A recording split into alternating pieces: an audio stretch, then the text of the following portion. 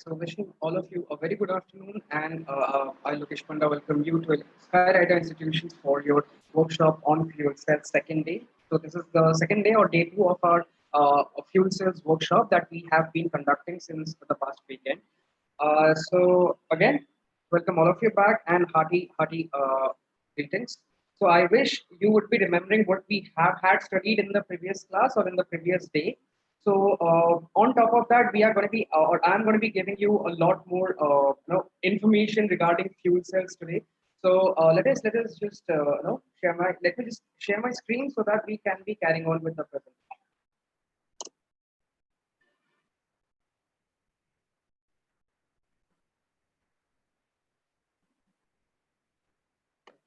So I assume my screen would be visible enough to you. So as you can see right now, boldly written on my screen today, we are going to be discussing about the second day of our workshop on fuel cells. So these are the topics which we have had already covered in the first day of our session, and today we are going to be carrying on with the second day of our session with introduction to fuel cell. We'll learn the working phenomena of fuel cell, and we'll learn about the different types of fuel cells, and towards the conclusion, which will be done in the third day. So today we are going to be covering until the different types of fuel cell, and we would be covering until certain real life examples of fuel cell electric vehicles. And in the third session, which is going to be conducted tomorrow, we will be covering the remaining part involving the working phenomena, advantages, disadvantages, and certain mathematical calculations about fuel cells. So this is what is going to be the agenda for today.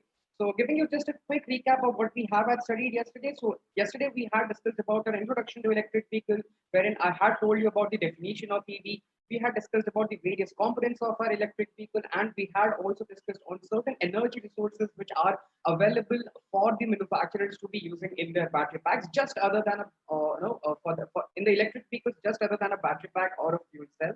And also we have had discussed about the working phenomena of electric vehicles along with their advantages and their challenges which are being faced, which is constraining them from growing into the various markets. So that was that. So starting off with the second day of our session, which is our introduction to fuel cells. So in the previous class also, students, if you remember, we have had discussed about electrochemical cells, wherein I had told you an electrochemical cell is nothing but a simple machine or a mechanism which can convert our chemical energy into electrical energy, right? So I have had given examples of electrochemical cells to you, like lithium ion cells, lead acid cells, nickel cadmium cells, lithium sulfur cells. So all of these examples come under the category of electrochemical cells. They can produce or store electrical energy by virtue of certain chemical reaction which take place inside their cathode, or if you can call it as the electrode and the electrolyte. So our fuel cells are nothing but other kind of electrochemical cell. Okay, fuel cells are nothing but a different other kind of electrochemical cell which can convert the chemical energy of a fuel into electrical energy. But let me tell you, there are certain striking differences between a regular fuel cell and a lithium ion cell or any regular electrochemical cell. Fuel cells are a lot different from a regular lithium ion or regular lead acid cell in certain aspects. We will be discussing about them in the further coming slides. So just giving you an introduction of what fuel cells are. Fuel cell is a simple electrochemical cell which can convert your chemical energy of the fuel into electrical energy. The energy, if you remember, in our electrochemical cells are mostly produced by the electrolysis reactions itself. So over in the yesterday's class, I had made you understand about the redox reaction. So I hope you remember redox reactions. What are the redox reactions? For those who don't remember, let me just recall it to you. Redox reactions are a special type of electrochemical reaction in which reduction and oxidation reaction will be taking place simultaneously at both the electrodes. Okay, so very similar to that of any regular electrochemical cell that we have, our fuel cells also produce their electrical energy by the redox reactions only. Okay, so a lithium ion or a lead acid cell, we were using certain electrode materials and electrolyte in order to produce our electrical energy. But in fuel cells, what we will do is we will be mostly using gases. Okay, we will be mostly using gases. For this very reason, when fuel cells were initially developed, they were known as gas voltaic cells because they used to produce certain electric potential by using certain atmospheric gases like hydrogen and oxygen. So in fuel cells, mostly our hydrogen will be used as the fuel. Okay, we would be using hydrogen gas as the fuel, and the oxygen, the atmospheric oxygen, will be used as an oxidizer. Okay, now just a few moments back, I had mentioned that your fuel cells are strikingly different from your any regular electrochemical cell. Now, this is where the point of difference comes in. In a regular lithium ion or a lead acid cell, we learned that they can go through both charging and discharging cycle. If you remember, a regular lithium ion cell or a lead acid cell, they can go through the both recharging as well as the discharging cycle. But let me tell you, the fuel cells cannot go through the cannot go through the charging cycle.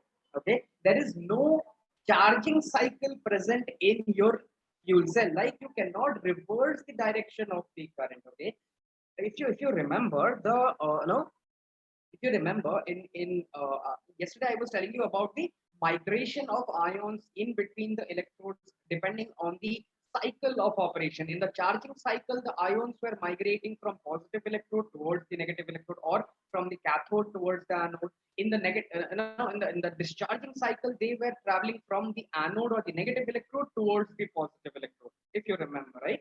So in fuel cells also there will be migration of ions, but only from the negative electrode towards the positive electrode. Since there is no charging cycle which is going to happen, there will be no migration of ions from the cathode towards the anode or from the positive electrode towards the negative electrode.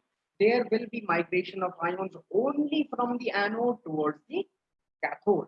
Okay. Now, fuel cells have got certain resemblance. Okay, they have got certain resemblance with our IC engine vehicle. Now, see, why am I telling this? IC engine vehicles, in IC engine vehicles, what used to happen? We are supposed to have a fuel tank, right? We will be burning that fuel in order to generate the mechanical energy. So the chemical energy of the fuel was getting converted into mechanical energy to drive the vehicle, or to make the vehicle move, to propel the vehicle, isn't it? So in fuel cells also, that is what going to be happening. We would be storing the fuel, which is hydrogen, in the high pressure tanks. Okay, if you would have ever noticed, CNG powered or LPG powered vehicles, they are supposed to be having big cylinders inside the boot space of your vehicle, right? So in fuel cell electric vehicles also, that is what is going to be happening. We are supposed to have high pressure tanks wherein we would be storing compressed hydrogen, and we would be providing that hydrogen into the fuel cells through the supply lines. Okay, there are supposed to be pumps, there are supposed to be supply lines which will take the compressed hydrogen in a calculated format. Okay, they will take the calculated precise amount of hydrogen from the high pressure tanks, and they will put it put that put that into the fuel cell stack, and inside the fuel cell stack the hydrogen will combine with the oxygen, and subsequently they will start producing the required amount of electrical energy. Now, in an IC engine vehicle, what used to happen is, as long as we are supposed, or as long as we would be providing fuel into the engine, we would be having mechanical energy, the vehicle would be moving. But once our tank runs empty, once we completely consume our fuel from the fuel tank, our engine would be gasping for fuel, and engine would be completely dead. There would be no mechanical energy produced, right? Similar is the case with fuel cells as well, right? Until and unless, or as long as you are providing hydrogen to your fuel cell stack, you would be having mechanical energy or electrical energy being produced by them. As soon as you stop the supply of hydrogen to the fuel cells, there will be no electrical or mechanical energy produced. So the fuel cells have got resemblance to both IC engine powered vehicles in certain aspects, and in certain other aspects they are like having resemblance to our battery electric vehicles, or you simply may call it as electric vehicles. So since they do not go through the recharging phase, okay, you cannot just reverse the direction of the chemical reaction taking place in the discharge cycle. You need to fill your hydrogen tanks just the way you do it in case of your IC engine vehicle. Simply drive up your vehicle to the fuel station or the gas pump, fill in it, fill it in with your fuel. Similarly, in hydrogen or in fuel cell electric vehicles, that's what we are going to be doing. We would be driving up our vehicle to the hydrogen pumps, and over there the nozzle will be connected to the tank, and you would be paying for it, and the tank will be filled with hydrogen. So the major products that we get in a fuel cell are electricity. Okay, the major product that we would be getting out of a fuel cell will be electricity. Okay, and the byproducts will be water and heat. So these fuel cells are highly efficient. Okay, the fuel cells can run up to an efficiency of 40 to 60%. But the 40 to 60% efficiency which is mentioned down here is for the automotive fuel. Okay, for automotive fuel cells, they can offer a maximum of up to 40 to 60% efficiency. But if you talk about the industrial fuel cells, which are still under development, okay, industrial fuel cells are not out into the market as of now, but very soon they will be. Like in 2 to 5 years of time, we would be having industries running on fuel cells. So those fuel cells which have got or which are being used in the industry or which are supposed to be used in the industry, they will be having an efficiency of about 70 to 85%. Now, how are you going to get that boost? It is going to be happening, or it will be making, it will be happening due to the use of a technology known as cogeneration. Now, cogeneration is one such phenomena in which you are going to absorb, in which you are going to recover the heat which is being produced by the system and exchange it with another subsystem of your overall system.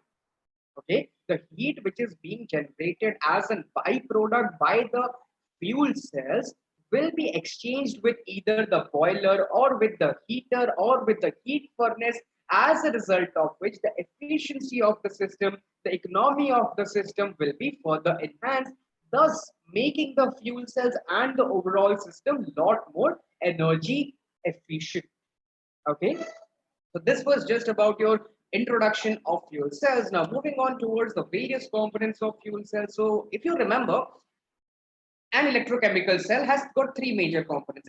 Every electrochemical cell that we have in the world, how advanced it may be, it has got only three major components. One is the cathode, which is the positive electrode, then is the anode, which is the negative electrode, then we have the electrolyte, which will be facilitating in the migration of ions in between both the electrodes. But in fuel cells, what happens is we have got two more additional components like the anode catalyst and the cathode catalyst. So the anode catalyst and the cathode catalyst are actually coated over the electrodes. Okay, either the electrode would be made out of the catalyst, or the catalyst would be powdered and coated over the electrode in order to help in production of electricity. Now we will be discussing why and how the catalyst helps while learning about the working phenomena of fuel cells.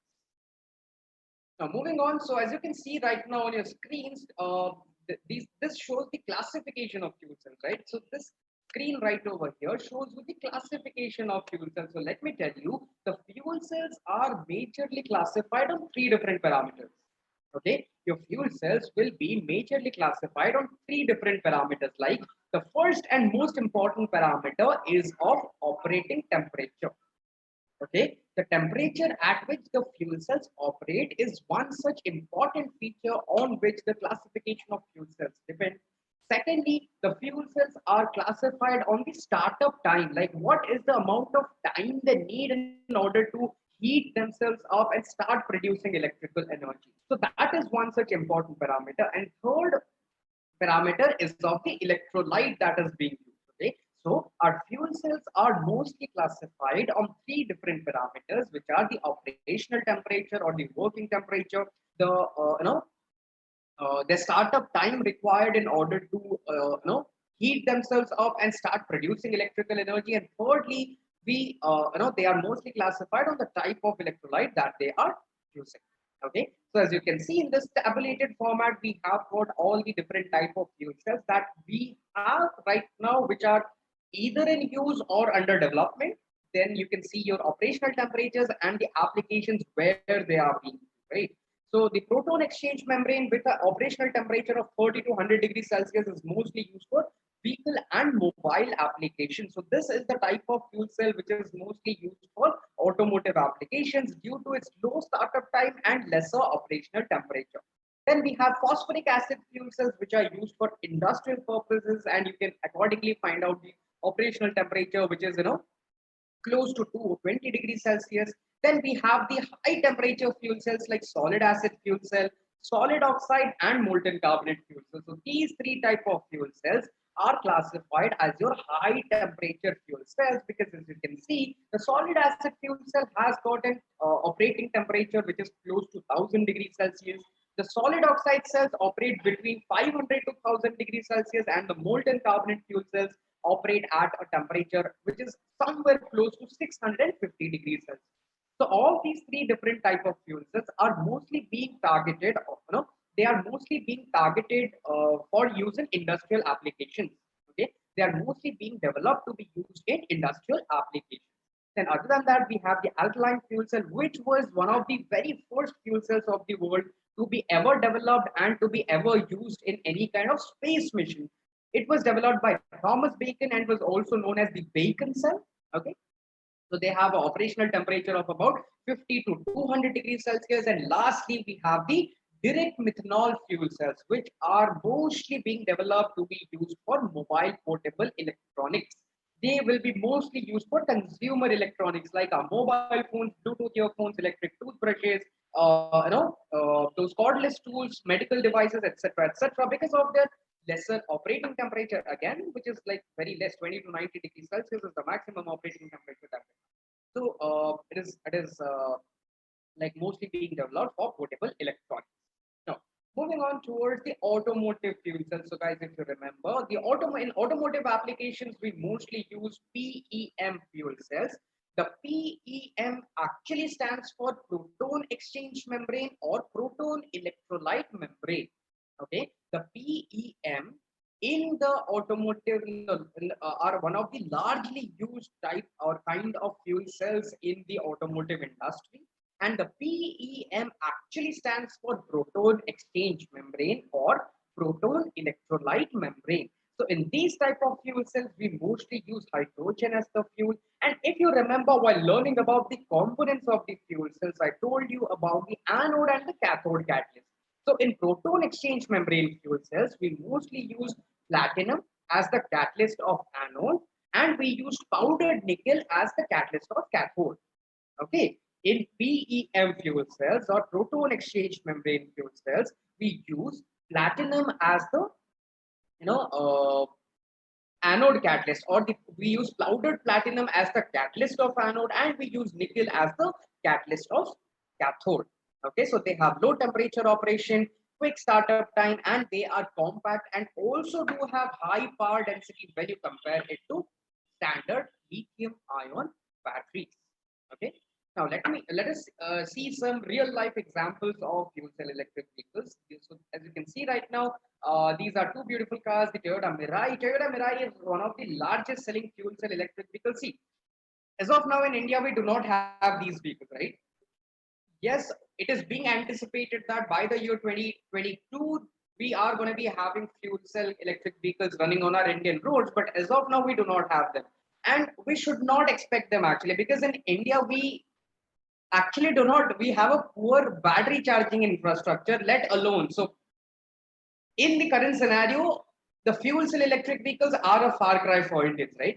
So firstly, we have to strengthen our battery charging infrastructure. Then only we can be looking for any other options. But if you look on to other Asian countries like Indonesia, Japan, and China, so over there are a lot of manufacturers who are actually launching a lot of different type of fuel cell electric vehicles like Toyota, Honda. All of these are Japanese manufacturers, and they do have their multiple fuel cell EV products in multiple segments. Like the Toyota Mirai is a executive sedan. The Honda Clarity is an executive sedan, which is a fuel cell electric vehicle.